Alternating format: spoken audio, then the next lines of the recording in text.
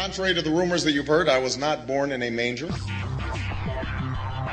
I was actually born on Krypton and sent here to save the planet Earth. We cannot continue to rely only on our military in order to achieve the national security objectives that we've set. Everybody somewhere between the ages of 18 and 25 will serve 3 months of basic training. We've got to have a civilian national security force that's just as powerful, just as strong. Yes, we can. Obama's healthcare plan will include coverage of all essential medical services. Yes, we can. Obama is a cruel hoax. He works for Wall Street. He's an agent of finance capital. Where did you come up with the number $700 billion? Here's the Treasury spokeswoman's quote. It's not based on any particular data point. We just really wanted to come up with a really big number.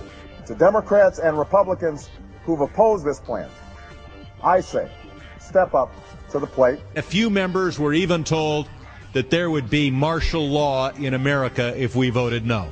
Secretary Henry Paulson is no George Washington. I don't think anyone questions, Mr. Kashkari, that you're working hard. Our question is who you're working for.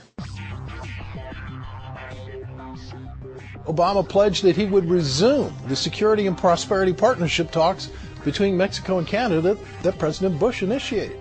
The old boss is starting to look a lot like the new boss. Robert Gates is going to remain on the job as Defense Secretary for at least a year. Plenty of sources knew about this meeting, told us and others that it was at Hillary Clinton's house, but clearly it wasn't. We've got to give them a stake in creating the kind of world order that I think all of us would like to see. We see you causing a depression so you can blow out the economy and consolidate it and bankrupt it. We know that you are enemies of free humanity, and we are here standing against your tyranny.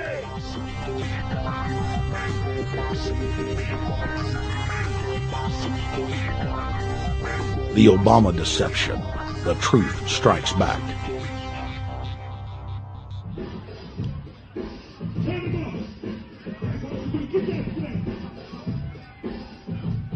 Barack is like the manager of Burger King. All presidents are, including Bush. It's like this. When your fries are cold, if your burger is not done right, you go back to Burger King, America, or your government, and you say, my burger's cold. I want new fries. First, you go to the cashier. That's the courts. You argue to the courts. The courts, if you can't get no justice with the cashier, you say, let me see the manager. I want to go to the Supreme Court. I want to see the president. The manager comes out. Hi, what can I do for you?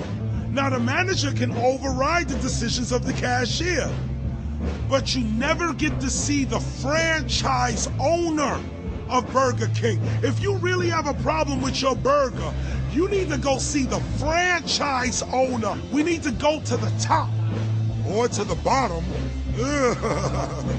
We need to go to where the real architecture of government is. And it's not in a president. It's in a global scheme. Politics in America today is identical to pro wrestling. And what I mean by that is, in front of the cameras and the public, we all hate each other. I'm going to kick my opponent's butt. I'm going to whale him from here to high water and beat the crap out of him. Yet behind the scenes, we all are friends going out to dinner. Went to dinner together. And it's all a work. All intermarried. Show business. It's showbiz. And that's what you have today in politics. The Democrats and Republicans aren't really opposed to each other.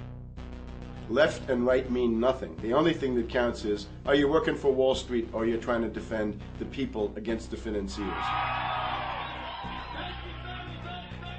It's pretty obvious that there's some gigantic financial institutions that have been pulling the strings of politicians in this country for a long time. And there's the fact that we have it set up where they can donate millions of dollars to these guys' funds, these guys' campaigns. I mean, how do we not expect it all to go bad? America in 2009 was desperate for change.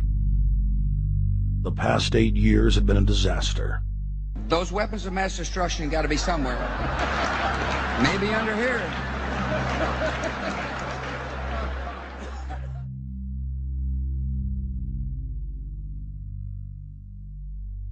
George W. Bush, who had claimed to be a conservative, had tripled the size of the federal government, shredded the Constitution, and destroyed the image of the United States worldwide. Nope, no weapons over there. Endless wars, over 1 million dead Iraqis, and more than 5,000 dead U.S. troops. The Patriot Act, warrantless domestic wiretapping and spying, the end of posse comitatus, the rise of the treasonous North American Union, a deepening recession sliding towards